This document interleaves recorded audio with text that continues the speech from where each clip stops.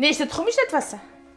Bitta Bilasanmi, что qaynalikni tuxumga o'ydan haydab oladi? aynib qolgan qatiq, qaymoq, smetana, bitta tuxumni sarig'i, bir choy qoshiq razm bilan margarinni kroshka qilib, tuxumli massani solib, yaxshilab aralashtirib, xamir qoramiz. Xamirimiz o'ti pesochni bo'lishi uchun shu holatga kelish kerak. 15 minut xolodilnikda tindirib, yong'oq sepib, yong'oqning ustiga xamirni qo'yib, ikki yo tomondan yoyib, xuddi videoda ko'rsatilgandek ragalik keskandek kesib olamiz. Nachinkaskiga varyonniy sgushonka, yong'oq, ikkita chetini o'rayotganingizda bosib qo'yishingiz kerak. O'shanda unaqa ko'p varyonkasi chiqib ketmaydi. 180 gradus 25 minut duxovkaga jo'natamiz. To'xtang, yurechani bosib, yaqinda kelin bo'lgan tanishingizga videoni jo'natib qo'ying. Bilasiz-ku, ko'nglim ko'tariladi. Bu men uchun katta motivatsiya. Oila a'zolaringiz bilan aynan Ahmad Tini kardamon choylari bilan iste'mol qilsangiz bormi, qon bosimini ham tushirishda yordam beradi. Aytgancha, shu shkatulkani juda ko'pchilik so'raysizlar, qayerdan zakaz qilsak bo'ladi deb, Ahmad Tini ofitsial akkauntiga kirib, ularni botligisiga ulanib, xohlagan choylarni shunaqa zakaz berishingiz mumkin.